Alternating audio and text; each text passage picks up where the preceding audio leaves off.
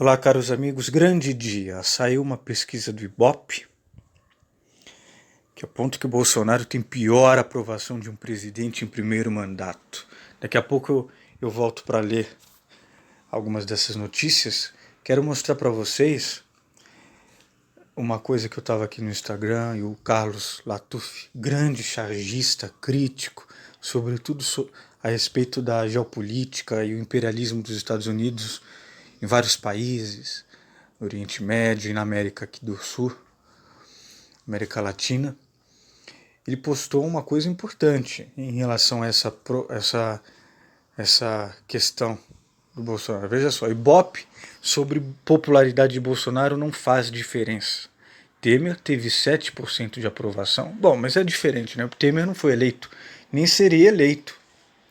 Né? Teve um processo traumático, social e político do golpe, mano. Então, não dá muito para comparar o Temer, mas tudo bem.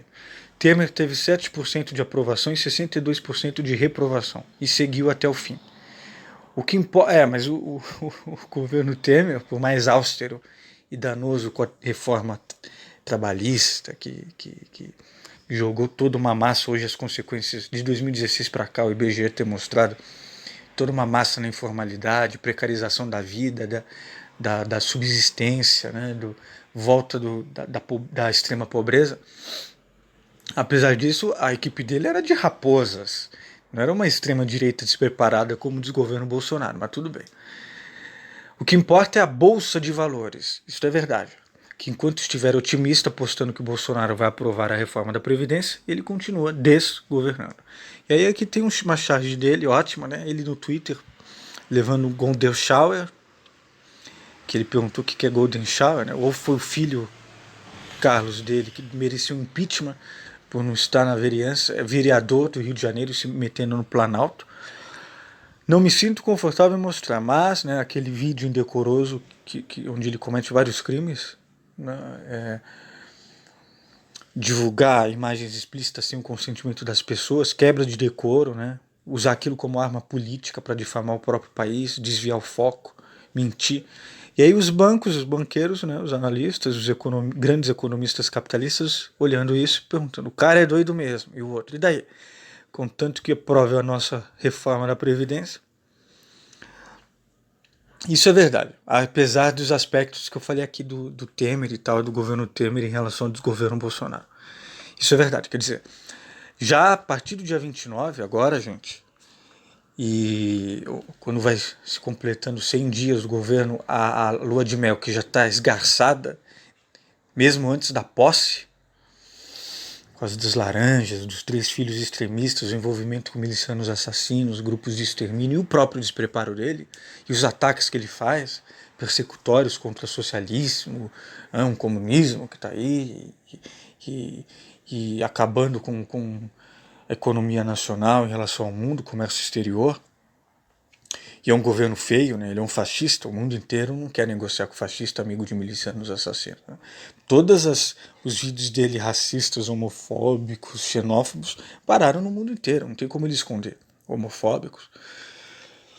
Bom, então, a partir tudo isso vai né, o despreparo do desgoverno em relação a aprovar a reforma da Previdência. Né? E aí os deputados vão pedindo mais verbas parlamentares porque tá feia a coisa, tá difícil, né? E aí vai ter protestos, inclusive vou deixar aqui já para vocês verem as datas dos protestos. Ó, marquem aí. Esses são os principais, vão ter mais em várias cidades pelo país, se informem aí. Mas quero ler rapidamente porque é importante, veja só. Ainda tem 34%, que é um número alto até. Mas é o pior aprovado em começo de mandato. Muito mais do que Dilma, FHC e Lula. Não pesquisaram o Collor, mas com certeza até mais pior aprovado do que o Collor. Agora, em janeiro ele tinha apoio de 49%. Outros 24% consideram seus primeiros 2 meses no cargo como ruins ou péssimos.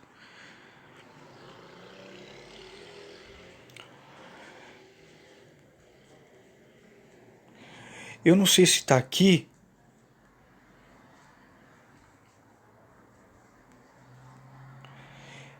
Mas o que está sustentando essa aprovação ainda deles são os ricos e os evangélicos. É interessante porque os ricos, eu não sei o que se considera rico, é a classe média. A classe média é a classe trabalhadora, né? É a elite. A elite é 1% da população. Mas enfim, quem tem renda acima de quantos salários mínimos? Mas elas vão tirar o cavalinho da chuva. Tão logo o governo não conseguir aprovar a reforma da Previdência e todo o mercado, todo o poder financeiro que está por trás dele, ainda sustentando ele a contragosto, eles estão, porque ele é um Jânio Quadros piorado, porque o Jânio Quadros ainda escreveu um livro sobre gramática. Ele é um Collor 1000 vezes pior, porque o Collor ainda trazia um certo modernismo. Ele é obscurantista, junto com o charlatão Olavo de Carvalho. Então, vão tirar o cavalinho da chuva e mete pau mesmo. A mídia, principalmente, que já está, aí vai ter mais ainda, já que a mídia é financiada pelos grandes grupos banqueiros que são a favor dessa reforma cruel, canalha da Previdência. Então, essa é a pior avaliação. Aí eles tiram o cavalo da chuva. Aí os evangélicos também, que são na maior parte pobres, apenas têm uma questão moralista de costumes a levar em conta e são manipulados, alienados, também ficam frágeis, né? Aí só ficam os fascistas, né? Aí, como diz um amigo meu, amigo não, um colega aqui do grupo, olha só. Eu falei, bom, os ricos só sustentarão até a reforma, sobrarão os fascistas. Aí ele mandou isso aqui. Sobrarão os fascistas. E os evangélicos? Pois é, a Paloma disse os evangélicos. Os evangélicos talvez fiquem mais. Mas não são todos, não. Não são todos. Só os mais obscurantistas ligados a Malafaia, tá bom? Os mais alienados.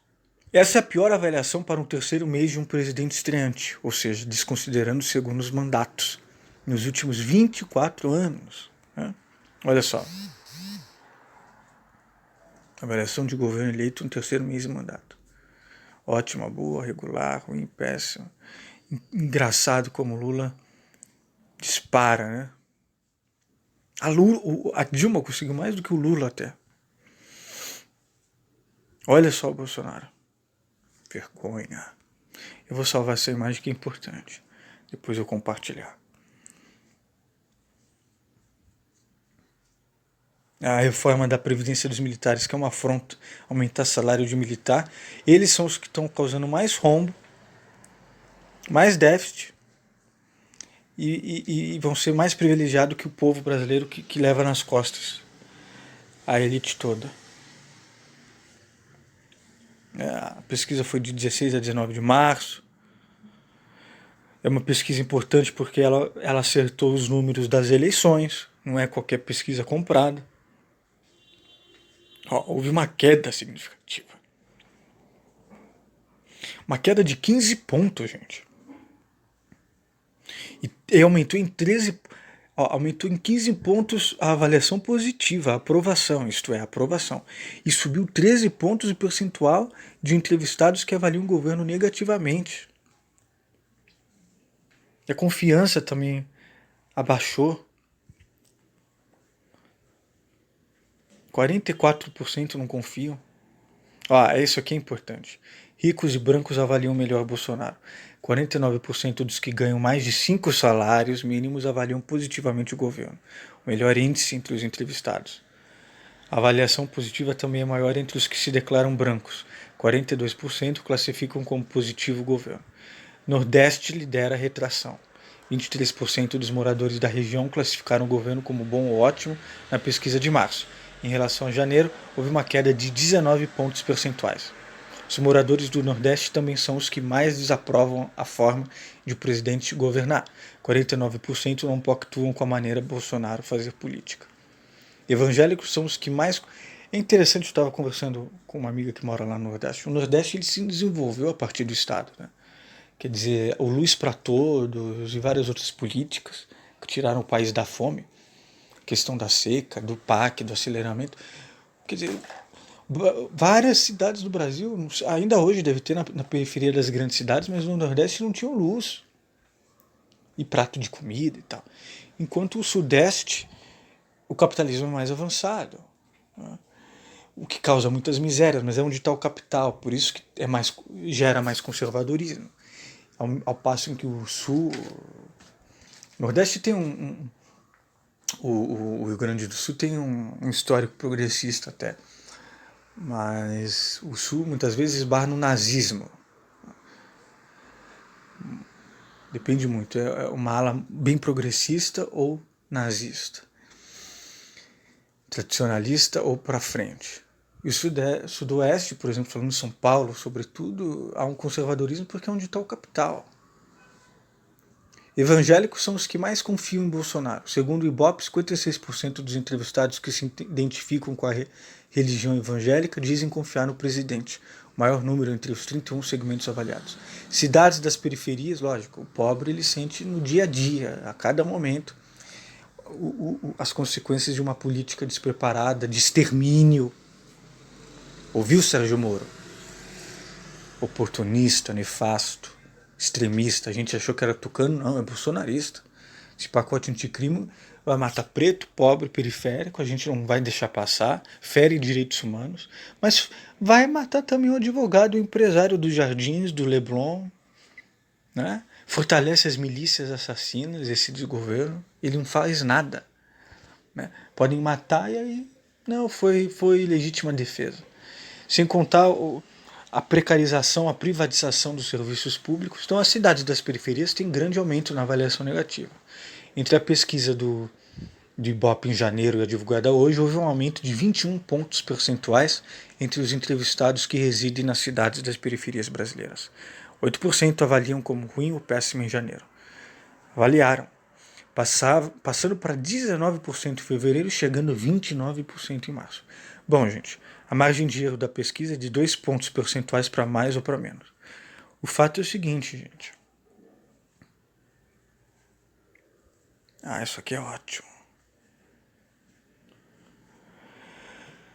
O negócio é o seguinte, gente, né? A algoz do Lula, uma das algozes do Lula mais